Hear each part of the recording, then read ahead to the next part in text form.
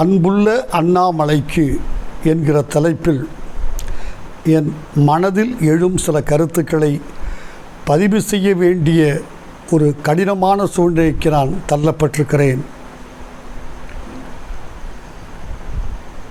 ஒரு கருத்து சொல்லுகிற போது அந்த கருத்து தோற்றுவிடுமோ, தவறாக இருக்குமோ, நம்மை தூற்றுவார்களோ என்றெல்லாம் எவன் யோசித்தாலும் அவன் ஒரு கோழை.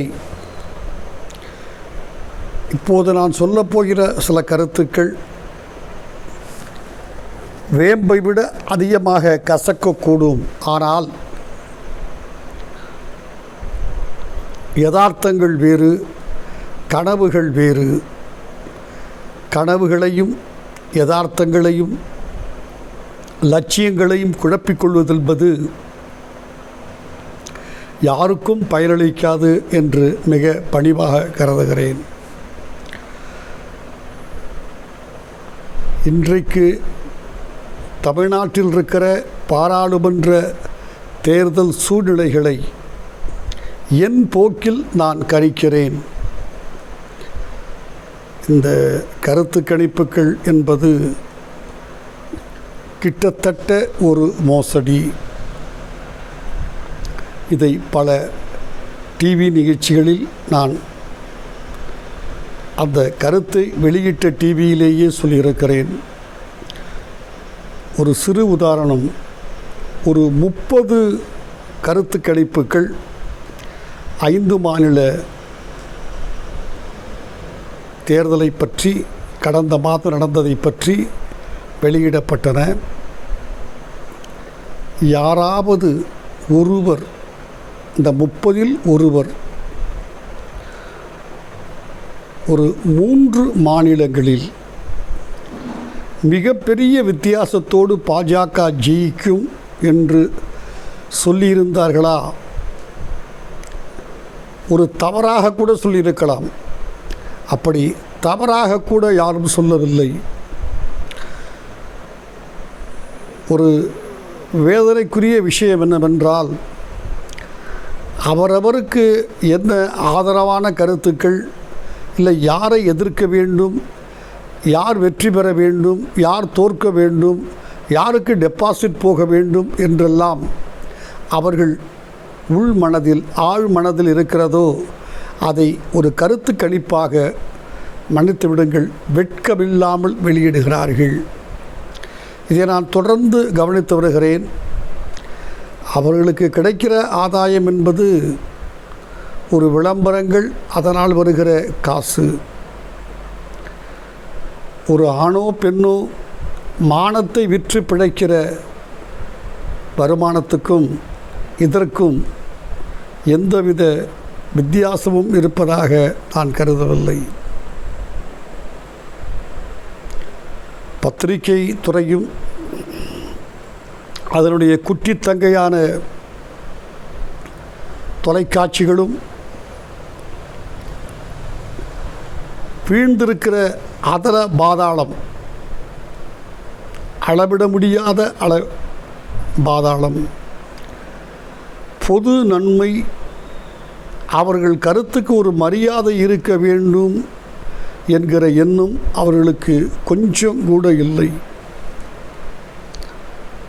நான் ஒரு 1.5 ஆண்டு காலம் சில முக்கியமான வழக்குகள் பெங்களூரிலும் போய் நடத்தி கொண்டிருந்தேன். எனவே அடிக்கடி போகக்கூடிய வாய்ப்பு கிடைத்தது. அந்த காலகட்டத்தில்தான் காவிரி போராட்டம் நடந்தது. நண்பர்களே, நான் எந்த பத்திரிகை பெயரையும் சொல்லி யாரையும் நாம் ஒரு அகௌரவப்படுத்துவது என்பது என்னுடைய நோக்கமல்ல, அதை நான் விரும்பவும் இல்லை. ஆனால் நான் நம்புகிற கடவுளின் மீது சத்தியமாக இது நடந்தது. தமிழ்நாட்டில் ஒரு மிக பிரபலமான பத்திரிகை, ஆங்கில பத்திரிகை, 2-3 பெயர் தெரிந்த தமிழ் பத்திரிகைகள் அந்த காவிரி போராட்டத்தை பற்றி சில செய்திகள் மிகைப்படுத்தப்பட்ட அல்லது அடக்கி வாசிக்கப்பட்ட செய்திகள் நிகழ்வுகள் இவைகளையெல்லாம் வெளியிட்டு தமிழ்நாட்டுக்கு சாதகமாக இருப்பது போல் காட்டிக்கொண்டார்கள். அதில் ஒரு ஆங்கில பத்திரிகை கர்நாடகாவிலும் வெளிவருகிறது. அவர்கள் கர்நாடகாவில் எப்படியெல்லாம் போராட்டம் நடத்தப்பட்டது, காவிரியை ஒரு சொட்டு நீர் கூட தரமாட்டோம் என்று சொல்லி அதையெல்லாம் மையப்படுத்தி நியாயப்படுத்தி என்று நான் சொல்லவில்லை. அங்கு நடந்த போராட்டங்களை, மாண்டியாவில் தமிழர்கள் போராடுகிறார்கள், மைசூரில் மக்கள் கொந்தளிக்கிறார்கள் என்பது போன்றவற்றையெல்லாம் திரும்ப திரும்ப எடுத்து காட்டி அங்கு பத்திரிகை விற்க வேண்டும் என்பதனால், அதாவது நான் செய்திகளை மட்டும் சொல்லவில்லை, நான் இப்போது குறிப்பிடுவது தமிழ்நாட்டிலும் அங்கும் நடந்ததாக சொல்வது என்பது அவருடைய தலையங்கத்தை. காவிரி நீர் தரக்கூடாது என்பதிலே கர்நாடக கன்னடியர்கள் மட்டுமல்ல தமிழர்களும் உறுதியாக இருக்கிறார்கள் என்றெல்லாம் ஒரு நியாயப்படுத்தி தர வேண்டிய அவசியமில்லை என்று தலையங்கம் எழுதினார்கள். அதே பத்திரிகை தமிழ்நாட்டில் வேறு முகம். அவர்கள் வெட்கப்பட தயாராக இல்லை. காரணம் அவர்களுக்கு பணம், வருவாய் மட்டுமே முக்கியம். இது தொடர்ந்து நடந்து வருகிறது. இப்போது கூட சில கருத்து கணிப்புகள் வெளியாகி இருக்கின்றன. நான் அவற்றை ஏற்றுக்கொள்ளவில்லை.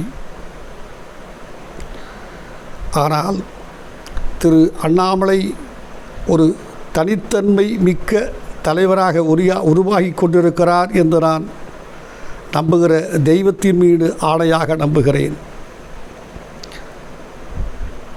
எனக்கு அவரை ஆதரிப்பதனாலோ எதிர்த்து பேசுவதனாலோ 10 பைசா லாபம் கிடையாது. ஆனால் ஒரு தலைவர் உருவாகிற போது எந்த நல்ல மனிதனுக்கும் ஏற்படுகிற ஒரு கிளர்ச்சியும் மகிழ்ச்சியும் எனக்கும் ஏற்படுகிறது. அம்மட்டே நானே என்னுடைய அடிப்படை கருத்தை நான் சொல்லிவிடுகிறேன். பாஜக வளர்ந்திருக்கிறது. நேற்று கூட ஒரு டிவி ஷோவில் நான் சொன்னேன், வளரவில்லை என்பது தவறு. ஒரு கட்சி வளர்ந்திருக்கிறதா அது பாஜகவுக்கு மட்டுமல்ல நண்பர்களே. இது கொஞ்சம் நீண்ட பதிவு, என்னை மன்னித்து விடுங்கள். எனக்கு மிக சுருக்கமாக பேச தெரியாத காரணம் என்று கூட நீங்கள் நினைத்து கொள்ளலாம், தீர்மானித்து கொள்ளலாம், வருத்தமில்லை.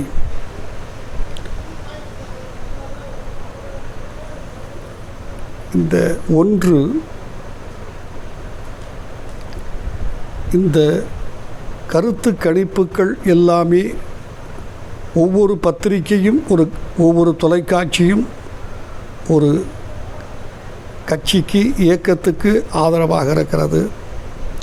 நான் மனமாற உரத்த குரலில் சொல்லுகிறேன், பாரதிய ஜனதா கட்சி தமிழ்நாட்டில் வளர்ந்திருக்கிறது. எவ்வளவு வெற்றி பெறுமா, தோல்வியா, டெபாசிட் வாங்குவார்களா என்பதை சொல்லக்கூடிய அளவுக்கு எனக்கு கடவுள் திறமை வழங்கவில்லை என்பதை நான் மிகுந்த தாழ்மையோடு அடக்கத்தோடும் ஏற்றுக்கொள்ளுகிறேன். வளர்ந்திருக்கிறது. நேற்று கூட ஒரு டிவியிலே நான் சொன்னேன், 2 பணியில் இருக்கிற சப் இன்ஸ்பெக்டர்கள் நாகப்பட்டினத்தில் ரோட்டில் இருக்கிற ஒருவரிடம் போய் நாங்கள் மிஸ்டு கால் கொடுத்தால் கட்சியில் உறுப்பினராக முடியுமா என்று மிஸ்டு கால் கொடுக்கிறார்கள் என்று சொன்னால், கட்சி வளரவில்லை என்று யாராவது சொன்னான் அவன் அடிபட்டாள். ஒருவேளை நீங்கள், அண்ணாமலையாகிய நீங்கள், ஒரு IPS பதவியை விட்டுவிட்டு வந்து மாநில தலைவராக இருக்கிறீர்கள். ஒரு இன்றைய சூழ்நிலையில் கதாநாயகனாகவும் இருக்கிறீர்கள். சப் இன்ஸ்பெக்டராகிய தாங்கள் விட்டுவிட்டு வந்தால் ஒரு மாவட்டத்தில் பதவி கிடைக்காதா என்று கூட அவர்கள் எண்ணியிருக்கக்கூடும். சஸ்பெண்ட் ஆகியிருக்கிறார்கள். இதை தவிர நான் வேறொன்றும் சொல்லவில்லை. ஒரு 50 ஆண்டு காலமாக கட்சிகள் ஒரு மாநிலத்தில் மற்ற மாநிலங்களை பற்றி எனக்கு பெரிய அனுபவம், அறிவு, ஆற்றல் எதுவும் இல்லை. ஓரளவுக்கு தமிழ்நாட்டை பொறுத்தவரை 50 ஆண்டு காலமாக என்னால் சொல்ல முடிகிறது. அந்த வகையில் வளர்ந்திருக்கிறது. நான் ஒரு 4-5 காரணிகளை வைத்துத்தான், அந்த காரணிகள் அடிப்படையிலே தான் ஒரு கட்சி வளர்ந்திருக்கிறதா, ஒரு குறிப்பிட்ட மாநிலத்தில் மத்திய ஆளுகிற யூனியன் டெரிட்டரி அல்லது ஒரு பகுதியில் என்று கணிக்கிறேன். தயவுசெய்து என் மீது யாரும் கோபப்பட வேண்டாம். வளருமானால் அதற்கான புற அடையாளங்கள், அக அடையாளங்கள் 1000 இருக்கலாம், அவைகளை நாம் கண்டுபிடிக்க இயலாது. ஒரு குறிப்பிட்ட இனத்தவர் அந்த கட்சியால் ஈர்க்கப்பட்டிருக்க வேண்டும். ஒன்று, அது பிராமணர்களாக இருக்கலாம், நாடார்களாக இருக்கலாம், தேவர்களாக இருக்கலாம், பன்னியர்களாக இருக்கலாம். அது ஒரு பலம். ஜனநாயகத்தில் ஒரு ஜாதி பலம் என்பது தவிர்க்க முடியாத ஒரு பலம் ஒன்று. இன்னொன்று,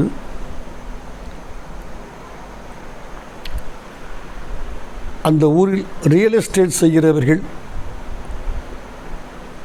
அல்லது மீடியேட்டர் என்ற பெயரில் இயங்கி வருகிற நிலத்தரகர்கள் பெரிய அளவில் ஒரு 10 பேர் இருந்தால் அவர்கள் 2 பேர் அந்த செல்வாக்கு பெற்று வருகிற கட்சிக்கு மாறிவிடுவார்கள் அல்லது தாவி விடுவார்கள். 2, ஃபைனான்ஸ் வியாபாரம் யாரெல்லாம் செய்கிறார்களோ, பச்சையாக சொன்னால் வட்டிக்கு விடுதல் அல்லது தண்டல், அதில் ஒரு 10க்கு 2 பேர் அந்த கட்சிக்கு போய்விடுவார்கள். ரவுடிகளில் ஒரு 10ல் 2-3 பேர் அந்த கட்சிக்கு போய்விடுவார்கள். இது எல்லாமே ஆதாயம் கருதித்தான். ஒரு யூனியன் அந்த கட்சியின் சார்பாக, அந்த கட்சி தலைவர்களின் சார்பாக தொழிற்சாலைகளில், பேருந்து போக்குவரத்து நிறுவனங்களிலே புது அந்த கட்சி சார்பாக ஒரு தொழிற்சங்கம் உருவாகும். இவையெல்லாம் புற அடையாளங்கள். அந்த புற அடையாளங்களை வைத்து அங்கீகரித்து பாஜக தமிழ்நாட்டில் வளர்ந்திருப்பதாக நான் மெத்த பணியோடு சொல்லுகிறேன். ஆனால் எந்த அளவு என்று கணிக்கிற அளவுக்கு நான் முன்பே சொன்னது போல் இறைவன் எனக்கு ஆற்றலை தரவில்லை. ரவுடிகளும் அப்படித்தான். 10ல் 2-3 பேர் இந்த கட்சிக்கு போய்விடுவார்கள். எந்த கட்சிக்கும் இது பொருந்தும். இன்றைக்கு இதை நான் பாஜகவுக்கு நடந்து கொண்டிருப்பதாக கருதுகிறேன். எனவே புற வளர்ச்சியை என்னால் என் கண்களால் காண முடிகிறது. அதை தாண்டி நான் சொல்லப்போகிற விஷயம் சற்று கசப்பாக இருக்கும் என்பதனால்தான் ஒரு முகவுரை அல்லது முன்னுரை நீண்ட அளவில் கொடுக்க வேண்டிய கட்டாயத்தில் நான் சிக்கியிருக்கிறேன். அன்புள்ள அண்ணாமலைக்கு என்று தான் ஆரம்பித்திருக்கிறேன். இதை யாராவது திரு அண்ணாமலை பார்வைக்கு கொண்டு போக வேண்டும் என்று விரும்புகிறேன். எனக்கும் அவருக்கும் தொடர்பில்லை. இன்றைக்கு தமிழ்நாட்டில் பாஜக கூட்டணியாக நிற்கலாம். அதிமுக சத்தியமாக இல்லை. பாட்டாளி மக்கள் கட்சி வரலாம். மாண்டு போன விஜயகாந்தனுடைய கட்சி வரலாம்.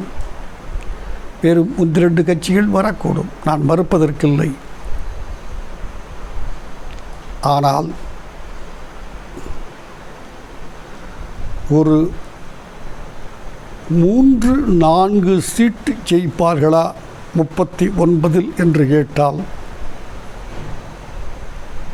நண்பர்களே, என் மனசாட்சியை ஒரு கையால் பற்றி கொண்டு நான் சொல்லுகிறேன், என் கண்களுக்கு தெரியவில்லை. சில இடங்களிலே 2வது இடம் வரலாம். திமுக கூட்டணிக்கு அடுத்ததாக வாய்ப்புகள் இருக்கின்றன. அநேகமாக பாண்டிச்சேரியை பாஜக ஜெயிக்கக்கூடிய வாய்ப்பு இருப்பதாக என்னுடைய கருத்து.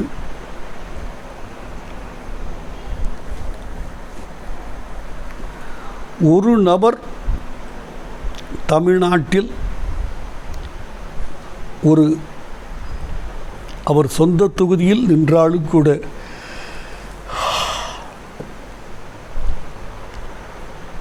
ஜெயிக்கக்கூடிய வாய்ப்பும் இருக்கிறது. பாஜக தனியாக நின்றால் அல்ல, பாட்டாளி மக்கள் கட்சி இன்னும் 1-2 உதிரி கட்சிகளை சேர்த்து கொண்டு நின்றால் ஜெயிக்கக்கூடிய வாய்ப்பும் சற்று தொலைவில் கண்ணில் படுகிறது.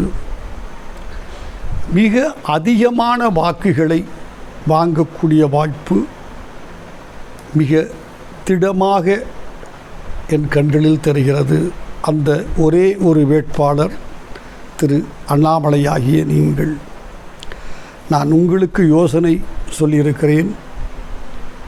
நீங்கள் எம்பிக்கு நிற்க வேண்டாம் என்று இதே என்னுடைய யூடியூபில் உங்களுக்கு வேண்டுகோள் விடுத்திருக்கிறேன்.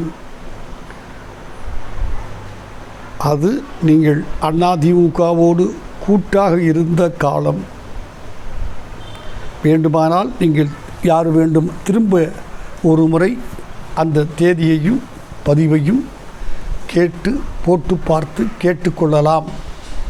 இன்றைக்கு இருக்கிற சூழ்நிலையில் அநேகமாக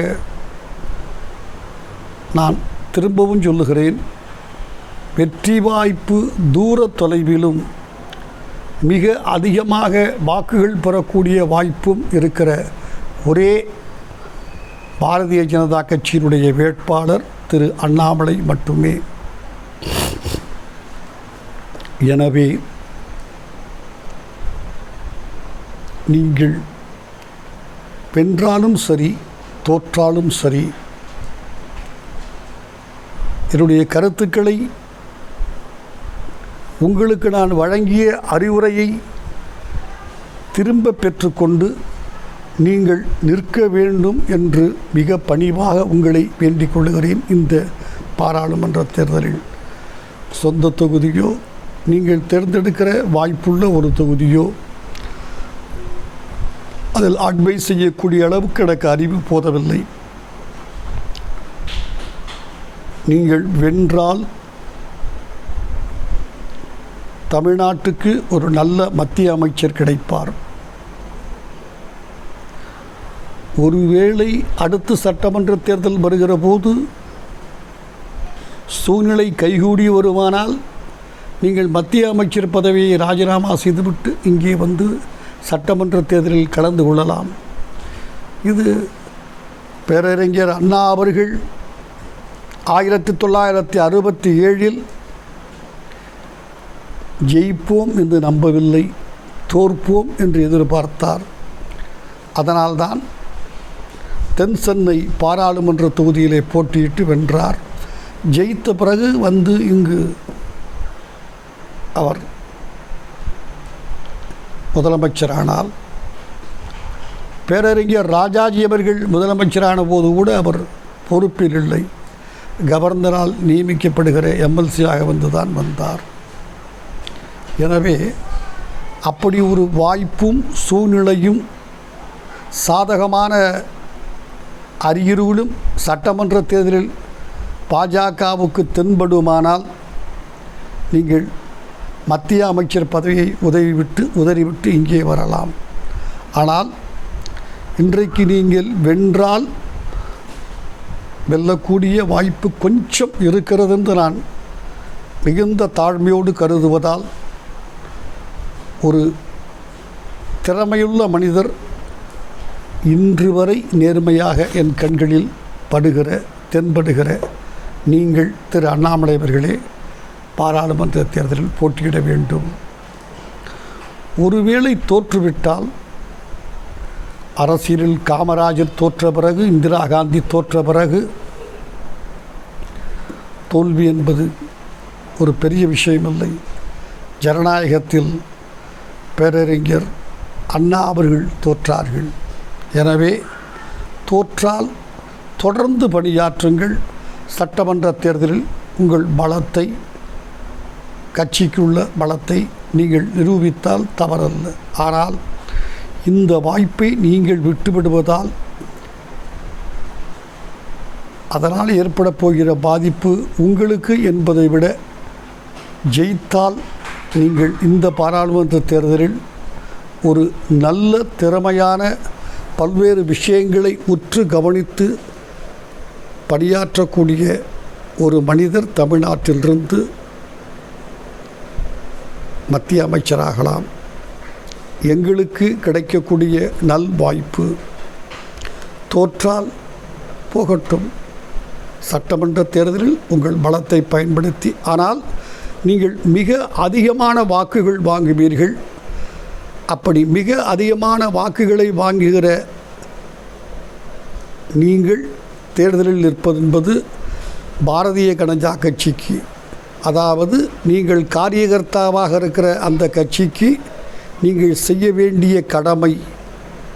பல நேரங்களில் தோல்வி கூட தனி மனித தோல்வியாக இருந்தாலும் அந்த கட்சிக்கு நீங்கள் செய்ய வேண்டிய கடமை என்று கருதுகிறேன். அதனால் இந்த பின்னணியில் எந்த தமிழ்மணி நீங்கள் மத்திய பணியை ஏற்று போய்விடக்கூடாது என்று உங்களை மன்றாடி கேட்டுக்கொண்டேனோ, அதே தமிழ்மணிதான் இன்றைக்கு இருக்கிற மிக சமீப சூழ்நிலைகளை நான் அந்த சமீப காரணிகளை வைத்து பார்க்கிற போது நீங்கள் இருக்க வேண்டும்.